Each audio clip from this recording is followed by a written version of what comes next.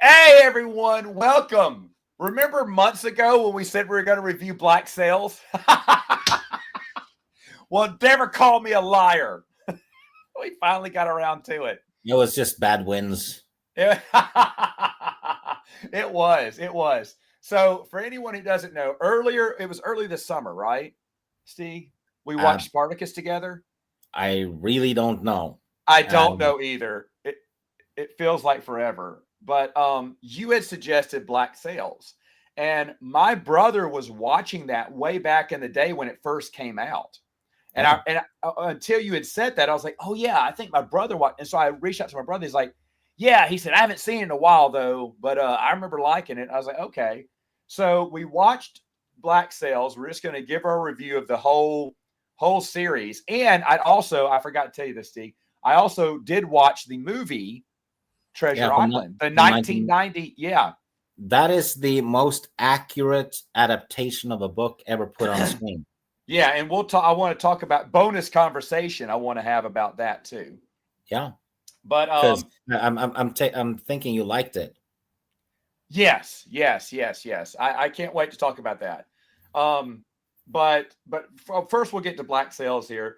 Black Sails is basically the prequel story, you would say, to Treasure Island, Yeah, um, but with real historical characters, um, kind of surrounding Long John Silver, which makes this beautiful mesh of fiction and history.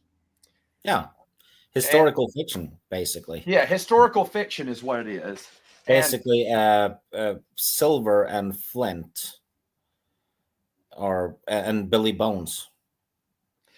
Flint, of course, being the name of Long John Silver's parrot, which I'd totally forgotten until I watched Treasure Island.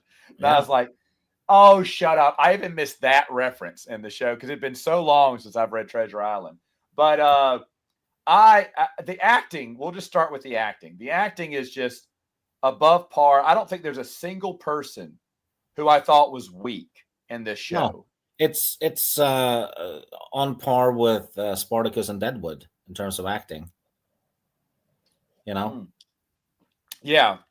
I mean, Well, but I remember you mentioning that you, you just wanted to watch a season of Deadwood and just see the characters go on their daily lives and just watch that.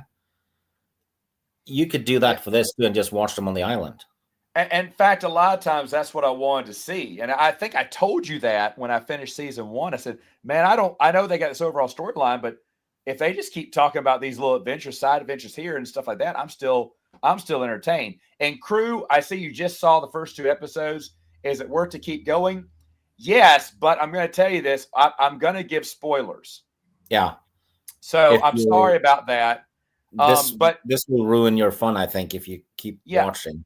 long story short, crew, if you got to leave. Good morning, Michael. Long story short, crew, if you got to leave here, to avoid spoilers, because I am going to spoil it.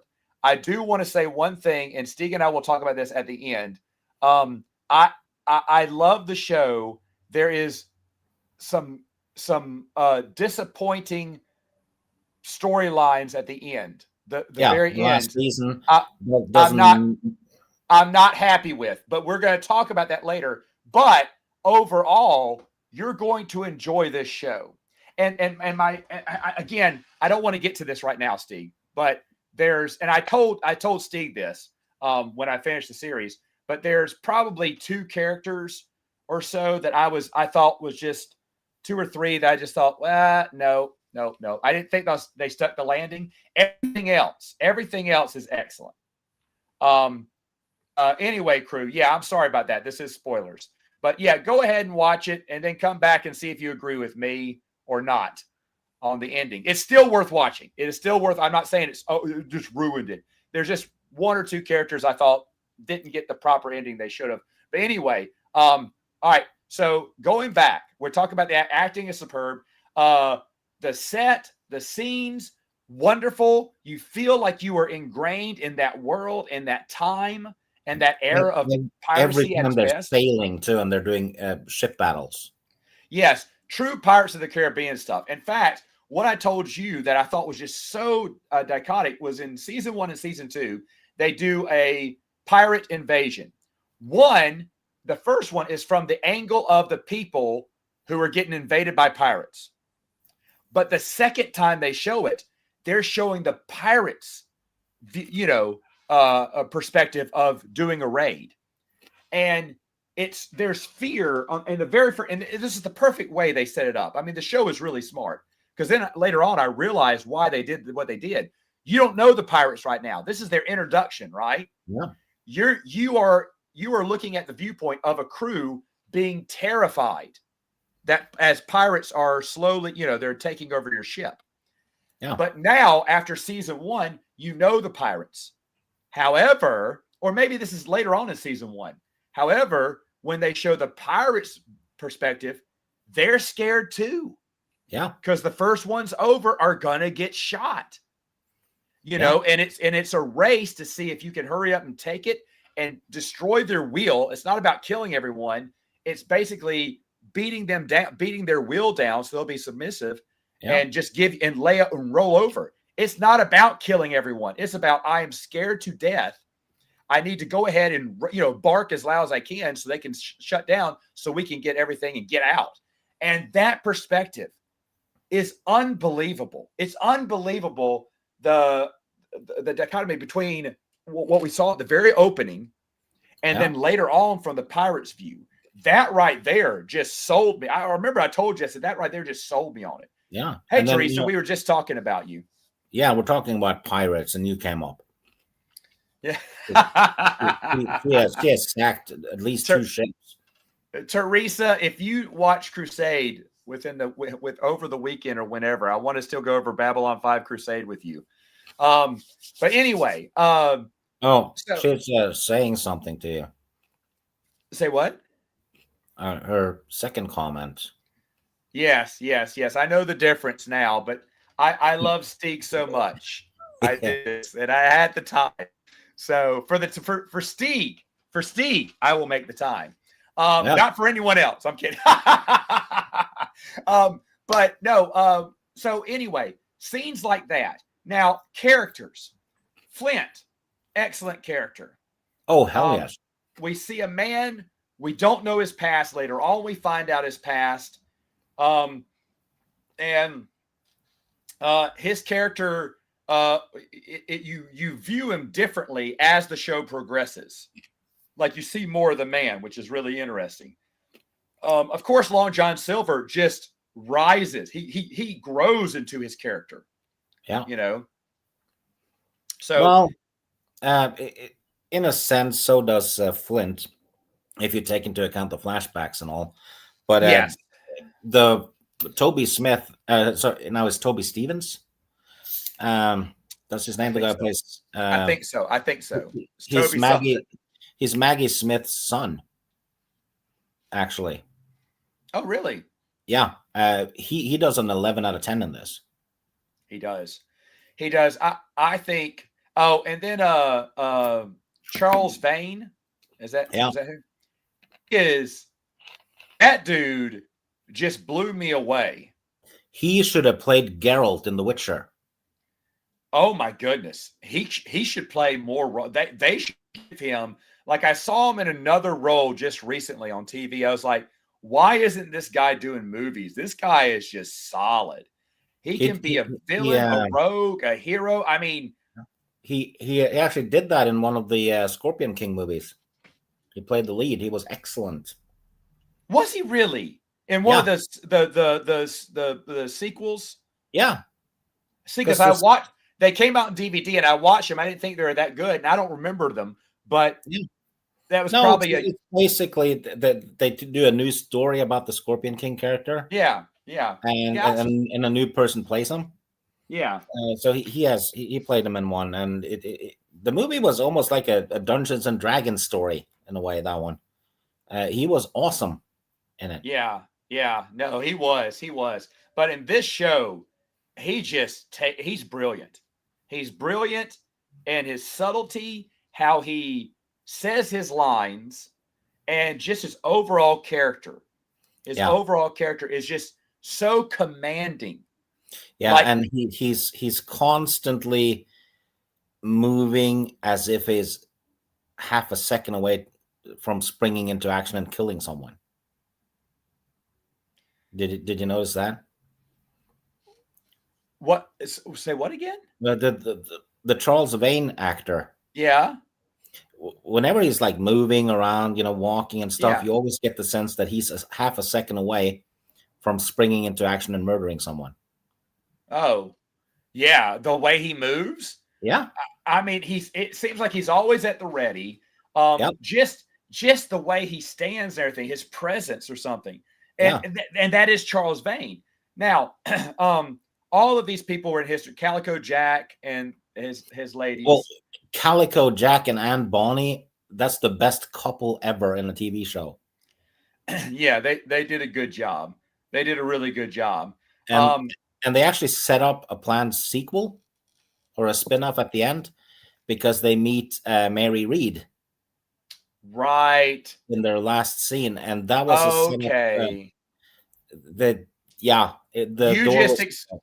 You just explained something to me, because one of the things now, of course, for history majors, this is where you got to pull back. Yeah. Because they don't die according to when they died, and they don't die exactly how they died either. Except Charles Vane, I think, was closest. Vane is the closest. The timeline was off. Yeah. But the thing is, though, that's when I realized, oh, right, Matt, they're mixing it with fiction. It's not a historical drama, because Spartacus is pretty spot on with all the history that they knew. Well, I mean, the historical facts that they knew, pretty spot on. Gannicus is off in it. Oh, Gannicus was in another time. You're correct on that. But but for Spartacus's story, everything hits the beats, crashes, everything. The battle, they don't know if he died. They did a great job showing that in the battle. But for these, the timeline was off a little bit, because of course, the moment I realized these are historical characters, I'm deep diving into whatever I can read about these characters and whatnot. So one of the things is, and that you just explained it now, everyone dies just about, but Calico Jack dies too in history. Oh, he gets stuffed in a crow's nest on a little rock. It's a pretty good story. Yeah. So I was waiting to see his death, and why he didn't die didn't make sense to me until you said they were trying to plan a spinoff, maybe. Yeah. Okay, that makes sense. They were also toying with a sequel where they would adapt Treasure Island with the same actors, but it could be that they're waiting for them to age. Right? Yeah, mate. Well, yeah, I guess Calico Jack was a lot older. You're right. But see, he'd gotten captured so many times and busted. No, I mean they were planning two. It was a spin-off with Anne Bonny and Jack, and then adapting Treasure Island as a finale.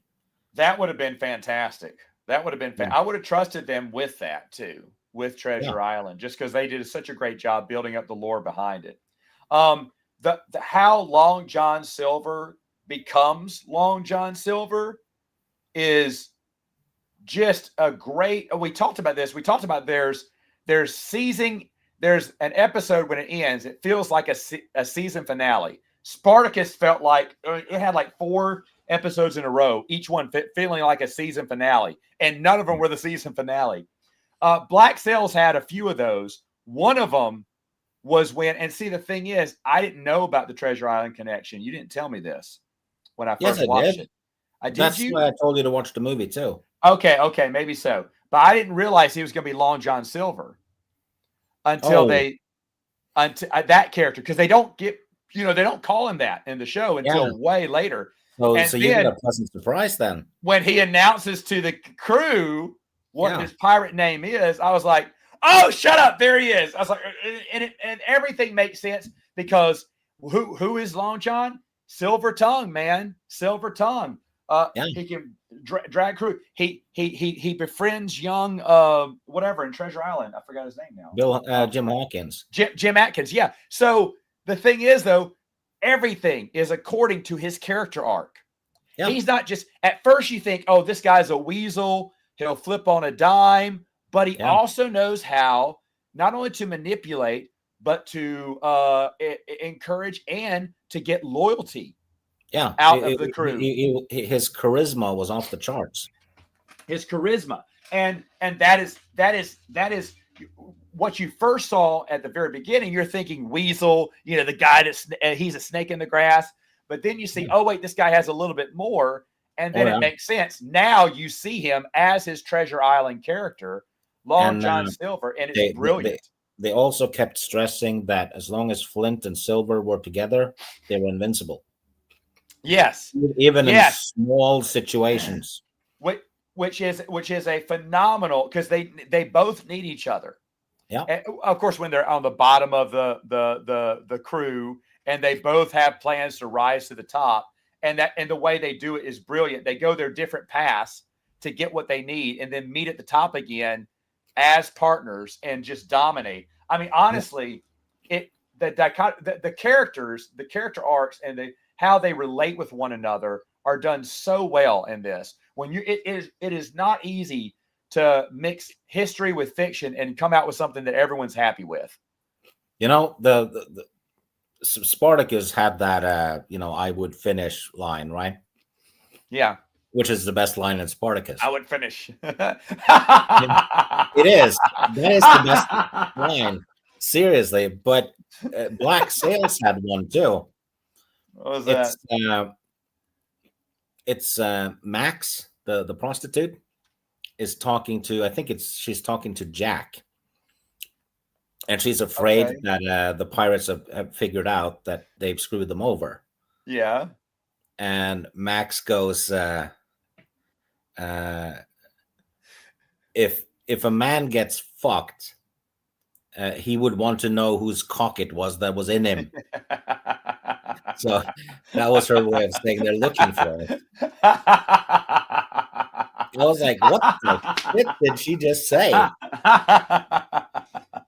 Yeah, I do you think Teresa's going to sue? Because was she the one that coined that phrase? I don't know. Anyway, brilliant line.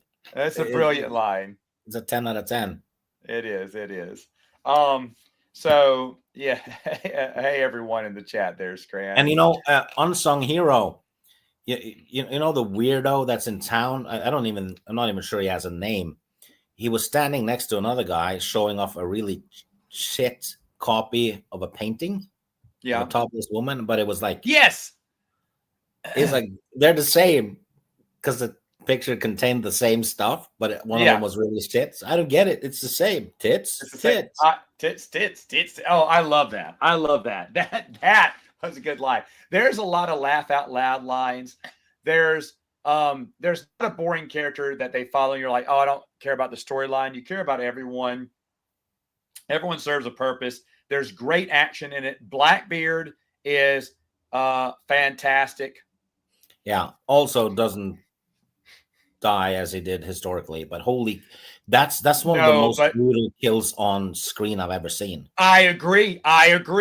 The key hauling is done so brutally.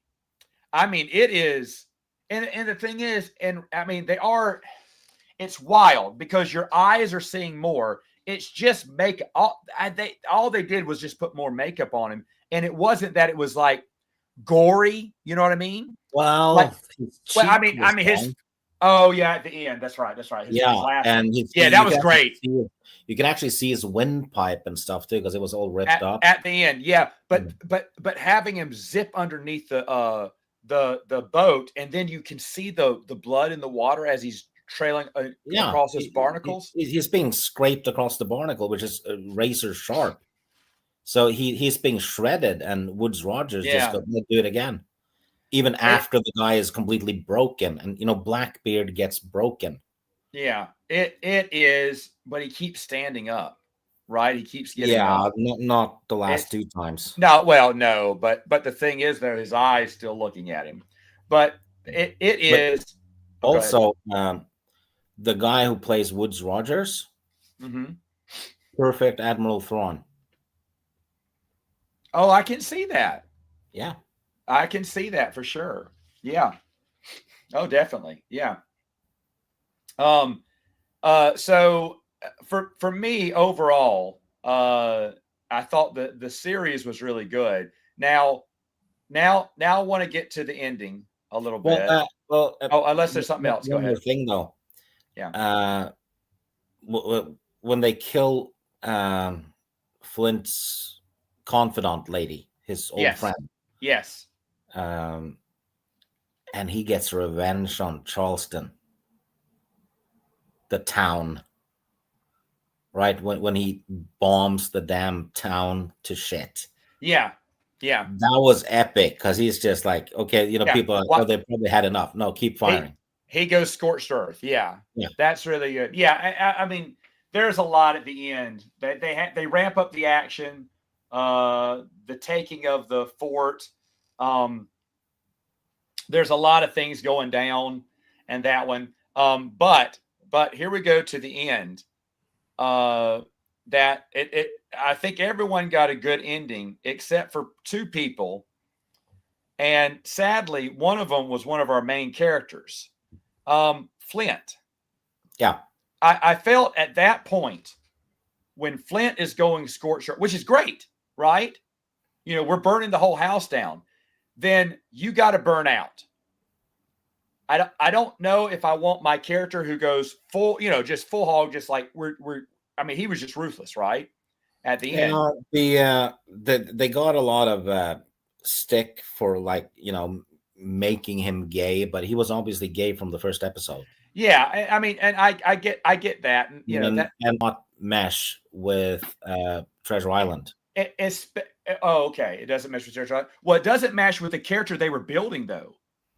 Because if you want to ease off and have him be repentant and have him be at peace, then you can give him a peaceful ending. Yeah. Don't let him go. And I loved it. I loved Scorched Earth. I loved how he was he should not have gotten a happy ending because according to Treasure Island, he was mad. Yeah. He was driven to madness. Oh, was he? Okay. Well, they should have kept with that, and it should have been his own, death. But instead of just going, I would have rather him died in battle, because he should still be if you're going to go full rage, don't say, and he lived happily ever after. Wait, what? He lived happily? There are so many other people that deserve that. In Savannah, according to Treasure Island, from drinking, drank himself to death. Yeah, but there are so many other people in that show that probably deserved a happy ending. They didn't get it, and that's fine. I'm happy with everyone's ending. But the thing is, though, you decided to give the one person who probably does not deserve the happy ending to get the happy ending, but it just doesn't. It feels off. It feels like the guy's running in for a touchdown and then just stops and sits down on the one and starts having tea, and you're like, wait, what? They did it to give Silver yet another win at the end to build him up. And it also cost Silver his relationship, didn't it?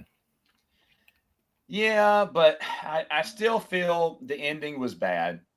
I think he should remember. I mean, if Flint goes mad and just is his own destruction, self-destructs, that still hurts Long John Silver, and it goes truer to the character they built up in Flint. I felt, but either way, that was a disappointing ending. And the other one, and you know this because I complained to you about it. The Admiral, the Englishman, what's his name? Goodness gracious, Woodes Rogers. Yes. Okay. No. He became a governor afterwards. Yeah. And because he actually lived. Well, yeah, but the whole his ending. I mean, come on, we're not being historical at this point. No. You don't get to keel haul one of my favorite characters and live. I'm sorry, but when someone dies that brutally and you're mocking and laughing and you're just so cruel. You got to die. Like, I was ready. You've even wet the audience to say, hey, this guy's got to die violently. In fact, oh, wait, you've seen Rob Roy, right? Yeah. Okay, Rob Roy, excellent movie. Excellent. Arguably better than Braveheart. It came out at the same time, but Rob Roy is really good. So Tim Roth in that is completely evil. I mean, he's awesome. And he's great. He's great. You want that character to die. And boy, does that character get a satisfying death. He gets chopped like a piece of wood. Oh, my God. It's the most brutal. Back in the early days, there was nothing that brutal back in the 90s of a death scene. But, no, I don't think so. But he Liam Neeson catches the sword, cuts into his hand, and then drags that claymore around and takes him at the collarbone and chops it halfway in him. And then Tim Roth, what is it? It is just like, we're talking The Shining, opening up the elevator doors, blood, just bleh, and Tim Roth's look in his eyes, and it's a great character by Tim Roth. But anyway, that is what the governor he deserved to die horribly. He didn't get his death. His death was embarrassment. I'll get out of here. I cannot. It's like, you know what? This kid burned down the house with his family inside. We're going to give him a timeout. That's what it felt like. Yep. I was like, no. You don't get to kill everyone. You don't get to gloat about it and then be alive. Oh, but Matt, he now has to live with the shame of his name. No. The problem is he didn't die historically at that time. So I understand that, but we're not being historical in this whole show. So you could kill. And the thing is, though, you have built this character up for us to despise, to hate. And the thing is, I love characters like that. I love characters you love to hate. You want to see their comeuppance because they're killing off all your people. They're winning in a way. And you're like, I can't wait till they get their comeuppance. And I felt like they shortchanged us on that too. Now, besides those two character endings, there is nothing wrong. I thought everyone else was done right. I was questioned about why Calico Jack survived. Not that I was complaining, but I was like, why does he get to survive? Well, but then that makes sense, what you just told me. The chick who plays Anne Bonny was one of the best actors on the show. She's excellent. She's excellent. She's a model. She's not even really a full-blown actress. No way, really? Yeah. Oh, shut up. Yeah. Wow. She even did action like a pro. She had no weaknesses. No, I thought she was lifelong trained. I didn't know that. She's pretty, so obviously she can be a model, but usually models don't have that, that range. They can. Some of them can hold their own, but they don't have a range. Wow, she was really good. Look at Gal Gadot. Can't act worth a damn. All she can do is smile and do poses, really, right? And she gets big roles. Look at this chick who did a 10 out of 10 in a complex drama involving lots of action. Yeah. Wow. No praise, nothing. Just, well done. Like to see you again sometime. Right? Wow. Yeah. And holy crap, Ray Stevenson as Blackbeard. Excellent. Yeah, he didn't make him out to be like a crazy brute. He was actually very intellectual. He was soft-spoken, calm, and that actually made him more intimidating. It did when he makes trades, because his name alone strikes fear. So he didn't have to be anything else. Yeah, and also his scenes with Jack, when Jack was pretending to be a captain, whatever, and Blackbeard was next to him, and Jack was like, "Am I doing this right?"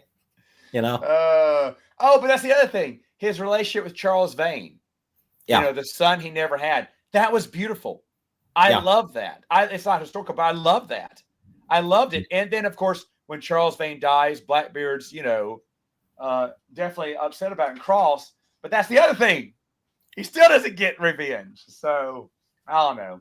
But overall, I want to say that Black Sails is definitely worth your time to watch. Just how it looks, the acting is A+.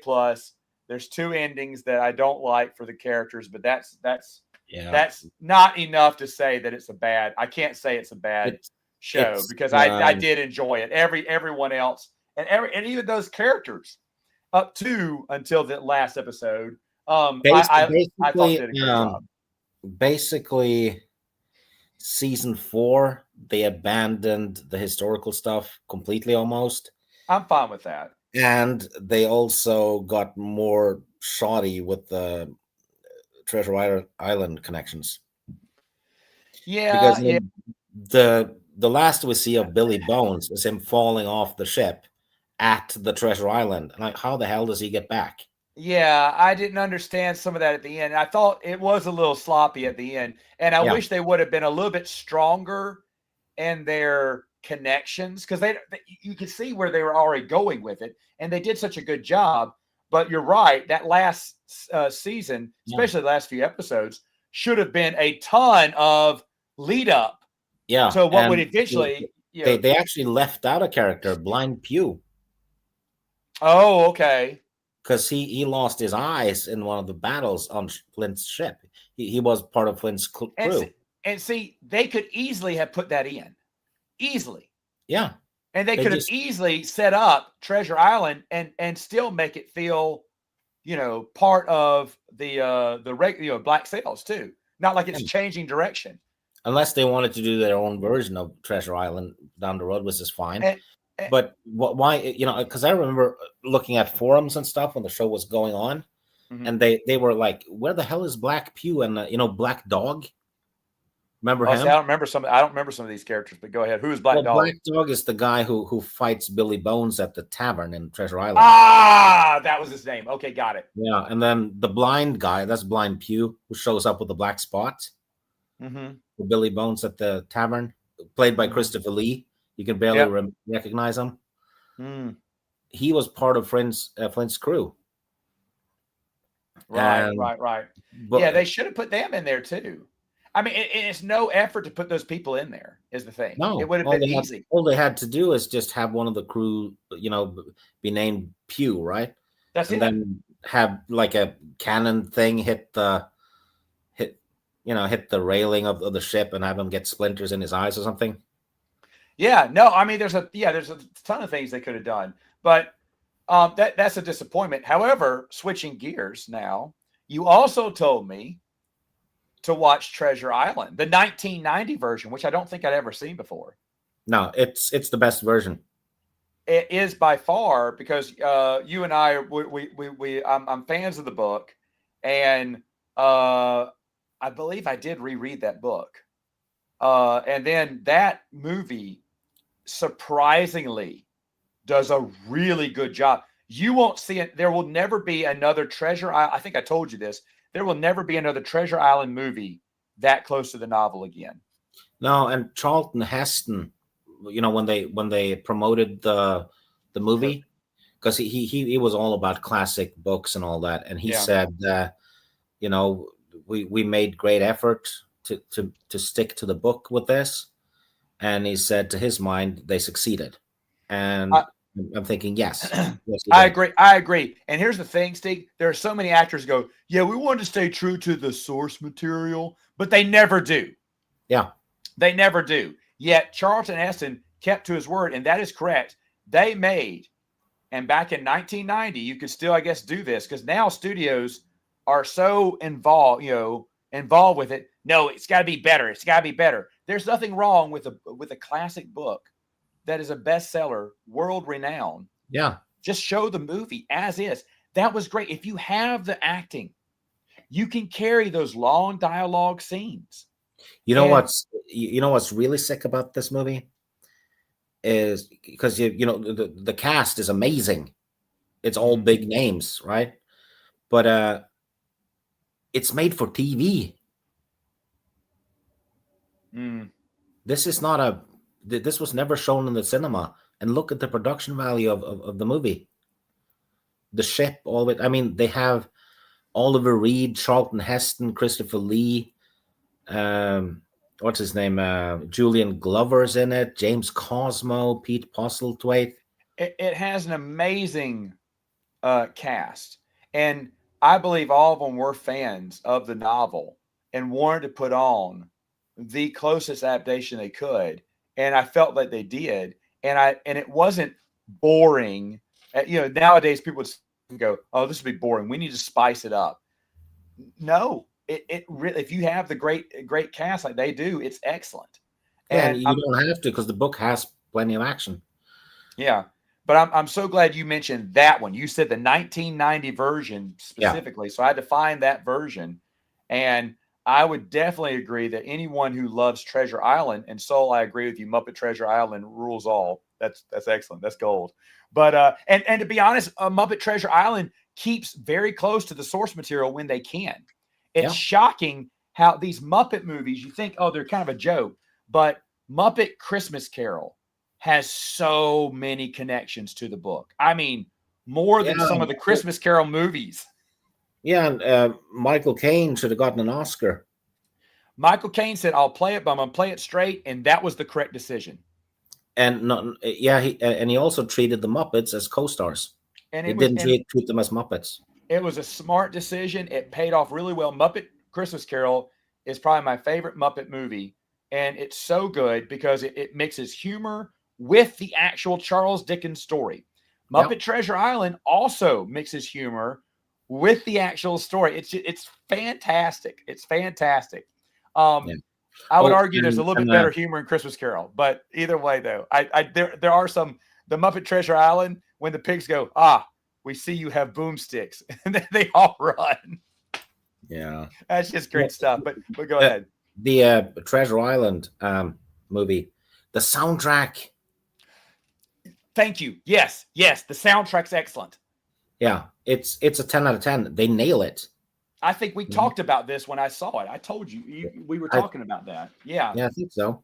Yeah, that soundtrack, and then because it's very memorable and it just flows. Sometimes the soundtrack is in the background and you don't really recognize it, but this music, as I'm listening to it and watching, I'm like, wow. And there's been a few times where a movie's soundtrack has kind of come to the forefront to me, and this was one of them. While watching this, I was listening to the music going, wow, this is really good. Really good. You know what else they did that a lot of people miss? What's that? When they get ashore to Treasure Island, right? They put they anchor the ship in a bay.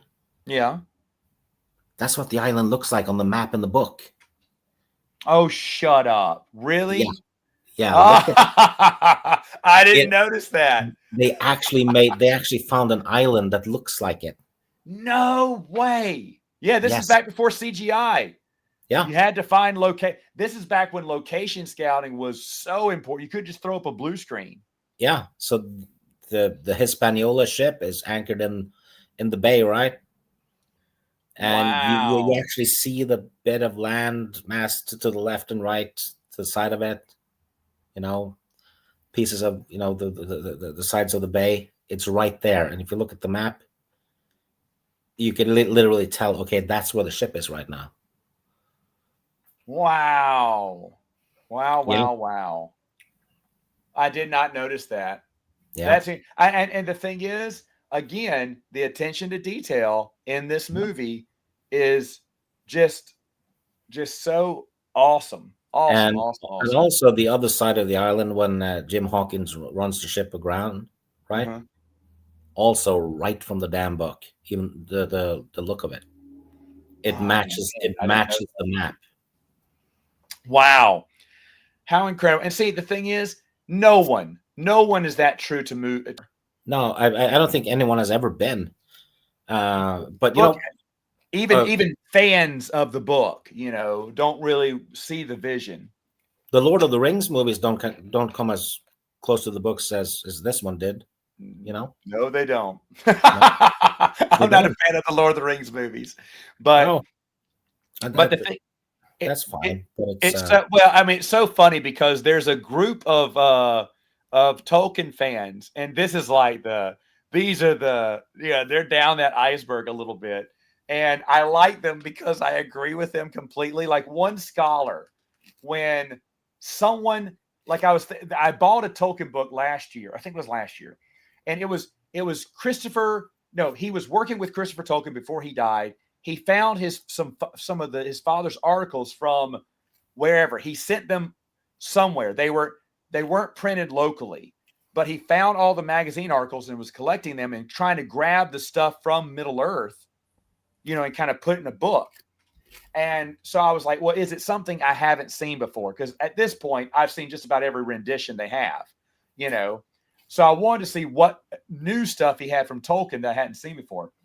And as he's talking, he's saying there's bits and pieces of Middle Earth that Tolkien described in this whatever magazine it was that debuted in Spain, or I can't remember where it was, but they had it. He said while he's putting it together and all this stuff, and there was new stuff you'd never heard of before, explaining this about all about the Silmarillion, and so he was collecting it, putting it in order, checking with Christopher Tolkien to see if this was correct and everything. And then the guy goes, "Oh," and then he says, "Hey, are you excited about the Rings of Power season about coming out on Amazon Prime this year?" And you see the guy's face just melt, and he goes, "No, not at all." Yeah. And I was like, I'm buying that book, because he had zero interest. And I mean, you could have seen it's like you having this big you're talking to a mathematician, who's talking about this giant formula. You go, hey, guess what? 1 + 1 = 2. Yeah. I mean, the guy's whole demeanor just changed and altered. And he was like, no, not interested. Like, oh, you're not a Tolkien fan. You want to watch TV and movies on of something called Lord of the Rings. And well, then looking at some of this guy's articles, he didn't like the movies either. I was like, yep, this is my man. Well, and the book was decent. At least the movies are based on something Tolkien wrote. The Rings of Power isn't.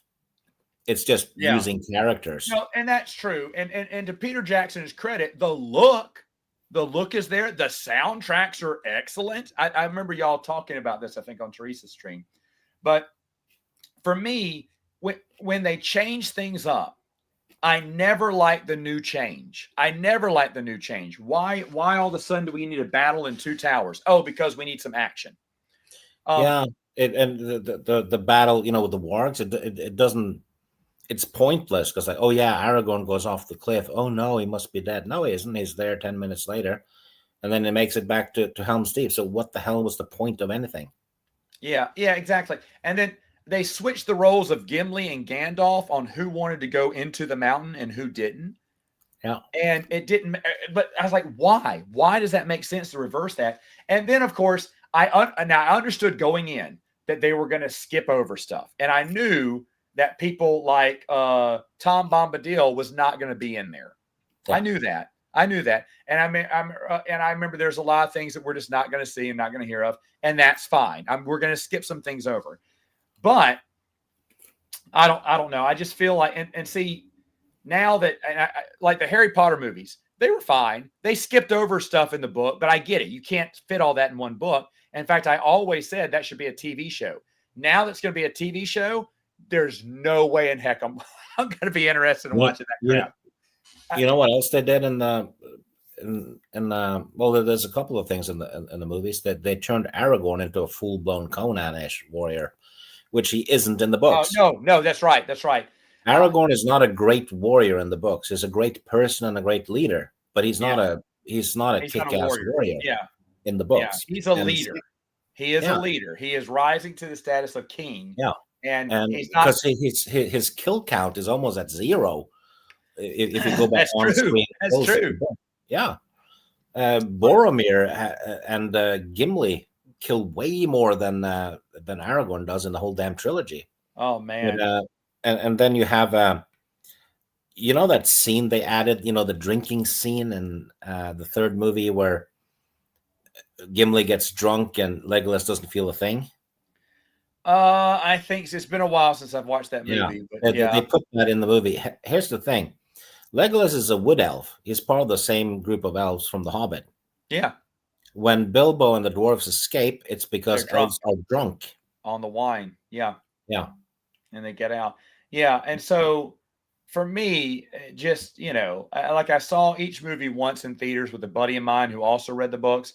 And we would sit there and politely laugh at the ridiculousness of the differences they were putting in here and how the movie's choice was always poor. Like I remember Return of the King, we couldn't stop laughing because there was so many far-fetched. I can't remember when the king runs out of the tower and throws himself over on fire. He's on fire. He ran a long while. What the heck? I know it's like a Benny Hill cartoon or whatever. It's like the Olympic torch, which also happened at Helm's Deep. Oh, mercy me. But yeah, and we were like, what? What is going on? And we just started laughing. It's supposed to be this epic moment. You know what else was ridiculous? What was that? When they're talking to the army of the dead, and then all the skulls coming out of the king. Yeah, yeah. It looks like a kettle of popcorn boiling over. Yeah, there was a lot of moments in Return of the King that I thought, oh man, this is going off the rails. Fellowship of the Ring is the best one because that one actually stuck very closely to the source material. Yeah, it has its differences, but yes, probably the best of the three. I agree. And the thing is, though, I knew they had to spice up Two Towers. If you don't, you're going to be bored as a viewer. But I just don't agree with that. I think that they could really do some solid stuff like the BBC did the Narnia books as movies, and they're still the best rendition of them. Cheap costumes and shit, CGI, whatever it is. Yeah, but special TV special effects. But the directing, the acting, the storyline, and to be honest, there's a certain charm I still enjoy with those movies. Yeah. So I just really love those are the ones I want to show my kids, not the new Disney abomination that came out. And then I can't remember what the third one was, but it's so sad because you could really make good stories out of those books. Good story, like Prince Caspian for BBC was great. Nothing much happens in Prince Caspian. Just you wait until you see what Netflix are going to do to it. I can't do that. I cannot. It's got to be whoever gives away the rights. Here's what I would say. You may do it, but I get final authority on script. I mean, just say, look, we're going to do it this way. If you're going to do it, you're going to do, and I'm going to give you a cheaper, the value of it is worth X amount of money. It's worth 500 million. I'm going to give it to you for 200 million, but it's going to be done my way. But in return, you're saving 300 million for me loaning you the rights, but I get full control. I would definitely make a deal like that with them because I would want to have you. And the thing is, you tell the story out, like the stories that have not been shown yet on screen. Magician's Nephew. Oh, that would be a beautiful story to tell. Horse and His Boy. Great one too. Both of those would be cheap productions. And then you get to the last battle, which no one's ever done before, which of course that would probably be a little bit more expensive in today's market. But the thing is though, they won't do it. Much symbolism. They won't do it. They won't do it. They're going to screw it up. Not just that. It's because it's Christian symbolism. That's true.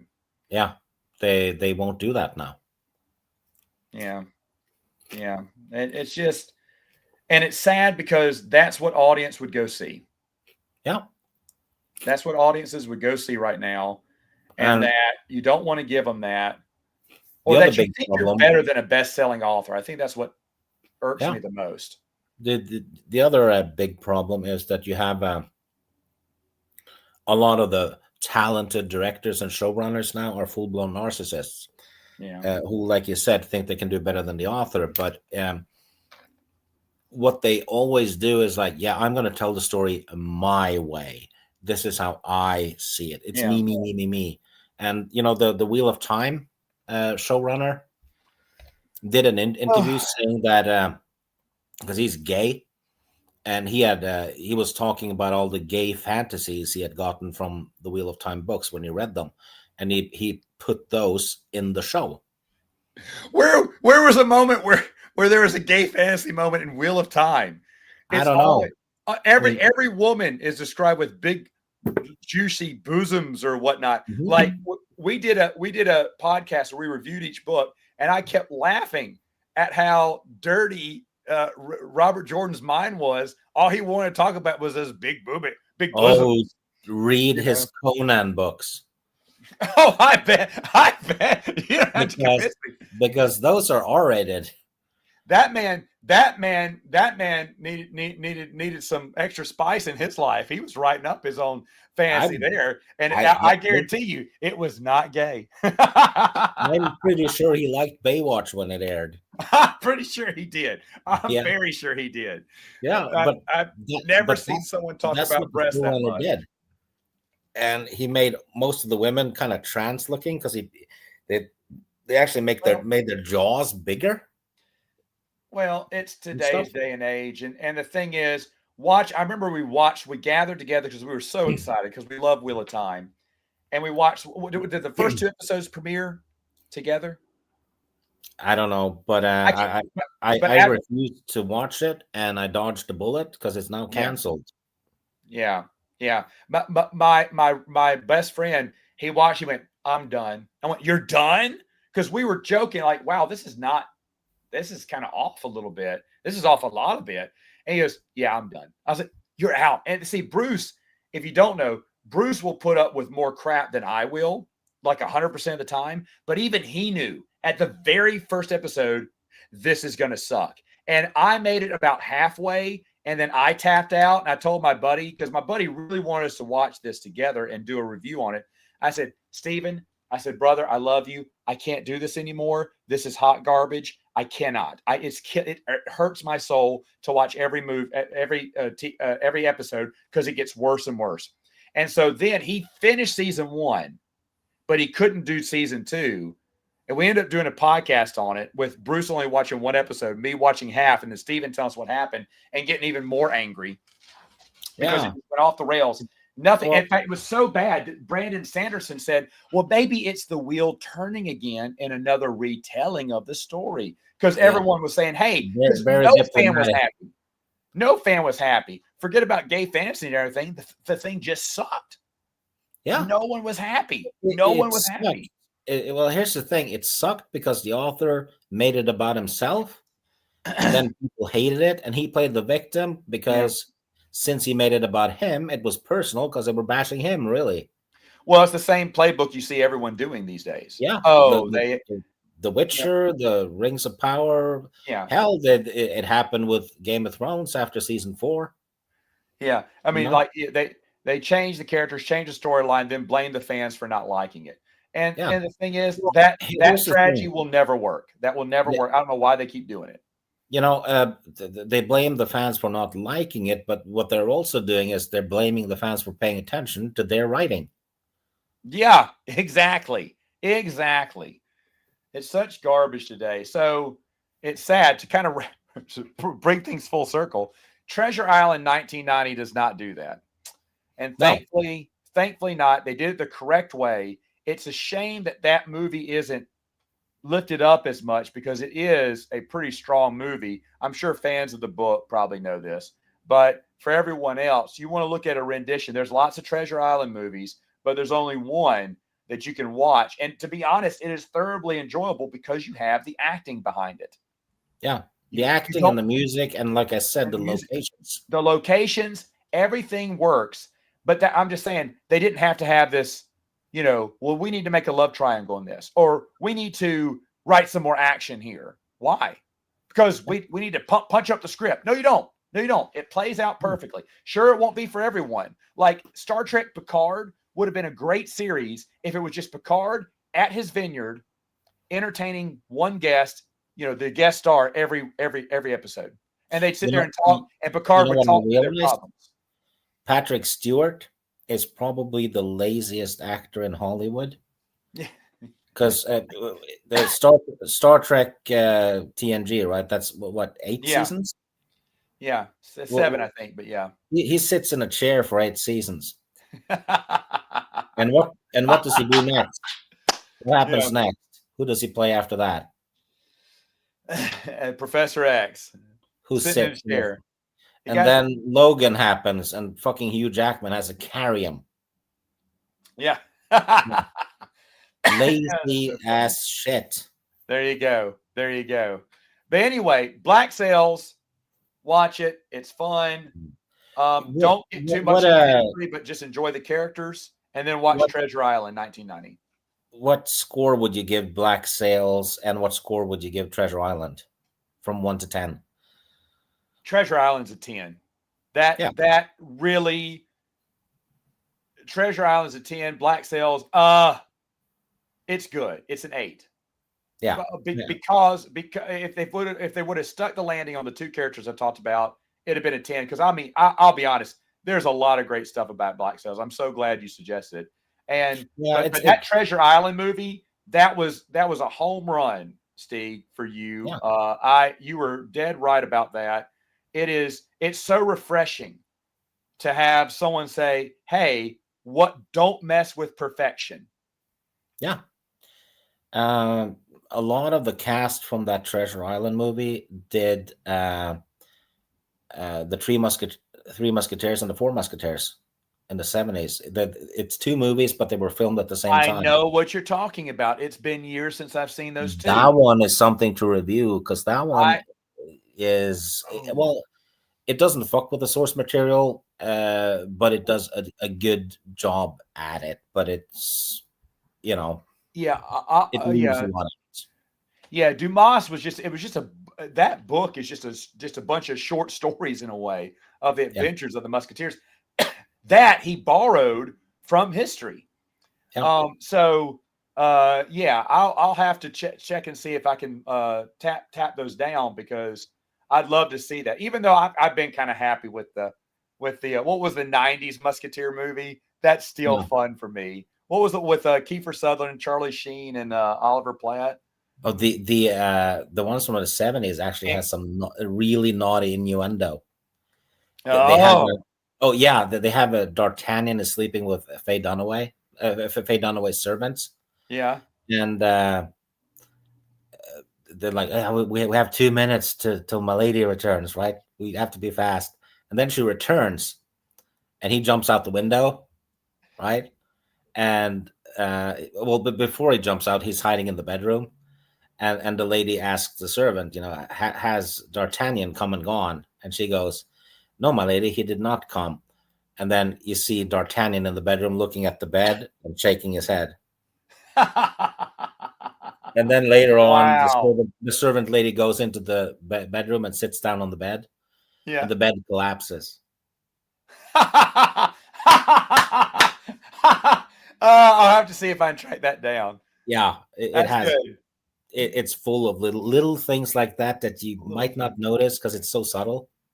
That's great. That's great. That's great. All right, I'll try to track that down. All right, thanks everyone for watching us. We'll probably do this again. If I can track down the Three Musketeers, we may do the Three Musketeers. Three Musketeers and the Four Musketeers. And the Four Musketeers. It's direct. Yeah, it's 2 of them. All right. It has. Well, here we go. Get this. Here's the cast: Michael York, Richard Chamberlain, Frank Finlay. You have Oliver Reed, Charlton Heston, Raquel Welch, Christopher Lee is in it, Faye Dunaway, and Geraldine Chaplin from Dr. Zhivago. Oh, wow. That's the cast. Another strong cast. The cast is nuts, because remember how big these people were. Yeah. That's a huge cast. Yeah. Yeah. Of characters, stars. That cast is bigger than the Lord of the Rings cast, because a lot of those were unknown. Oh, absolutely. Absolutely. Now it's about casting unknowns for these big roles. But yeah. Nice. All right, then. All right, folks. Well, then that is it for now, and we will see you next time. Take care.